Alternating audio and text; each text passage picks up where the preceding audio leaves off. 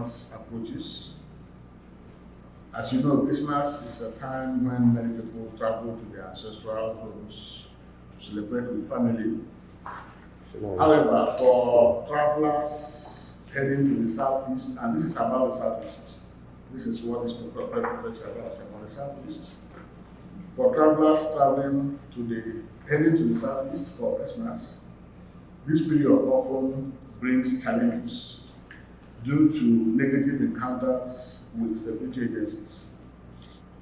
Stop and search checkpoints and roadblocks at major highways and some intercity routes set up under the guise of protecting travelers from criminals frequently become sites or avenues for harassment, extortion, and brutality.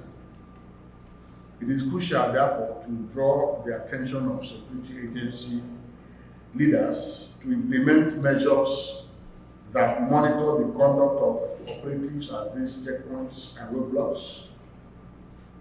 Ensuring that they operate professionally is vital to preventing them from becoming a source of distress for travelers. They should be protectors and not predators. Urgent action is needed to address the widespread complaints regarding the excesses of security agents and checkpoints along highways and motorways in the southeast.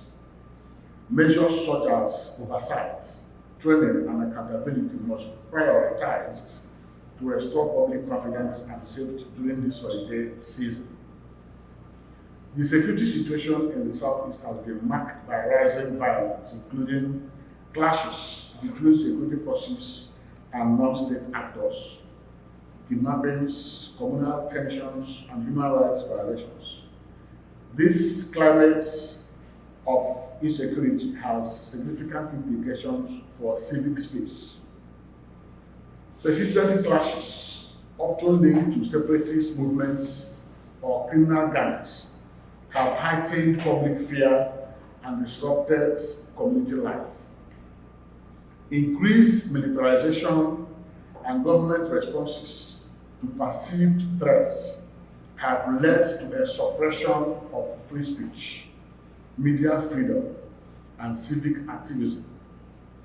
Cases of harassment and intimidation of journalists and political dissenters in the southeast have become rampant and documented, including arbitrary arrests, detention, and prosecution on trumped-up charges. And let me remind you that in August this year, RULAAC had issued a report entitled, and I quote, "Misuse of Power, Turning the Instrument of Policing Authority into Instrumentality of Repression and Vendetta." In that report, we had noted that as of August, no less than 6 journalists and other civic actors in the southeast had faced police harassment, arrest, indefinite detention, and threats of imprisonment as tactics of intimidation by the police, acting at the behest of some state governors. Of course, we noted the case of an Enugu journalist who was arrested because, contrary to the governor's directive that no journalist should report anything about lockdown, he reported an incident and police was set up against him. He was arrested like a criminal. In March 2023, a Twitter user and social media influencer known as Trude Franklin, and I'm sure that some of you may have heard about it, was arrested by the police for posting about alleged ballot box snatching during the governorship and House of Assembly election in Anambra State. He was accused of cyber stalking, and you know that the misuse of the cyber crime law has become a major means of harassment of media and But of course, it was granted that because there was really no evidence against it. There are some other Enugu journalists and Enugu activists who were also arrested, at the instance of one politician. And so we keep having such, incidents. There have been reports of security forces killing individuals outside of the law, eroding public trust. Young people are often arrested and labeled IPOB members based on flimsy reasons, such as having tattoos or wearing earrings. We have documented a lot of such instances. There was a case where a young man and his mother were in a public vehicle traveling, and they were stopped at the police checkpoint. The police officer just pointed at him and asked him to come down because he saw some marks on his body. He asked the driver to go with other passengers. The young man was taken away. That is how they have become, young people have become endangered species in the Southeast. Those arrested have sometimes disappeared, and there are reports of torture and other abuse. Arbitrary arrests are also opportunities for extortion. Attacks on military checkpoints and police personnel have resulted in the killing of soldiers and police officers. These needless and unjustifiable attacks are only creating a cycle of violence which may lead to generational atrophy. We may get to a time when we will no longer have young people in the service, whether on the side of society or our military and the police, because they are killing and counter-killing, each other. We also note the devastating consequences of security forces' reprisal attacks on communities in the Southeast. These actions have resulted in collective punishments, so entire communities are penalized for the actions of a few. You saw what happened in Delta State, where some soldiers were attacked and killed, and then the whole community, was brought down, leading to widespread harm and suffering. Reprisal attacks have caused fatalities, injuries, and displacements, leaving communities vulnerable and without access to basic necessities.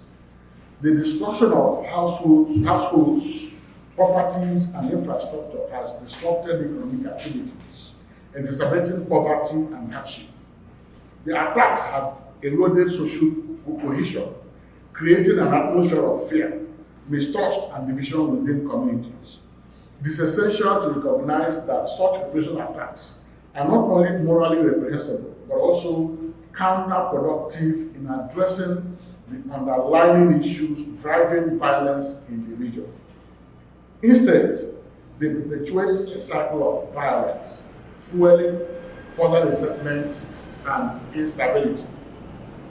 The climate of fear and uncertainty undermines trust in political institutions and hampers effective governance.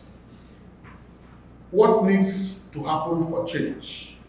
What needs to happen for change in the Southeast? First is that there is need for responsible political leadership. Southeast is in dire need of a responsible political leadership that prioritizes the interests of the people.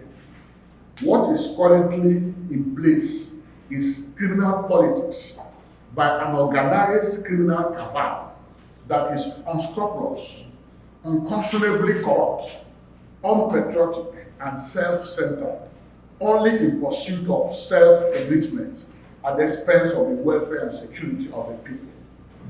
In short, Southeast urgently needs a leadership revolution that puts the people at the forefront, rather than perpetuating a system of corruption and self-interest. There is need for inclusive dialogue. The government should engage with community leaders, youth organizations, and civil society to address grievances and promote peaceful resolutions. Exclusive focus on military solutions to insecurity has proved to be counterproductive as it fails to address the root causes. Then there's need to strengthen security protocols. And what I mean is the need for security sector reform. It is imperative to ensure that security forces are professional, accountable, impartial, and trained in human rights approaches. There is need to promote civic engagement. Citizens should be encouraged and empowered to participate in democratic processes and decision making fostering a culture of active citizenship. There is need for economic development initiatives. The government should invest in job creation, infrastructure, and social services to address the root causes of unrest and disenfranchisement. Media freedom. The government should guarantee protection for journalists and media outlets to ensure diverse voices and perspectives are heard, fostering informed public discourse. The future outlook. If concrete steps are taken towards addressing the root causes of insecurity and enhancing civic space, the Southeast could experience reduced violence, a decline in violent clashes through peaceful negotiations and effective conflict resolution strategies, stronger civic participation, an empowered populace actively engaged in governance and civic activities, leading to enhanced accountability, stability and prosperity. Improvement in security could attract investment and spur economic growth, contributing to a more stable environment. Conversely, failure to address these issues will lead to continued instability, erosion of trust in institutions, and possible escalation of violence. The future largely hinges on the willingness of all stakeholders to prioritize peace building and community engagement. RULAAC therefore calls on Southeast governments to engage with community leaders, youth organizations, and civil society to address grievances. This would be a step toward promoting peaceful resolutions and restoring peace, democratic and inclusive governance, and prosperity in the Southeast. Thank you.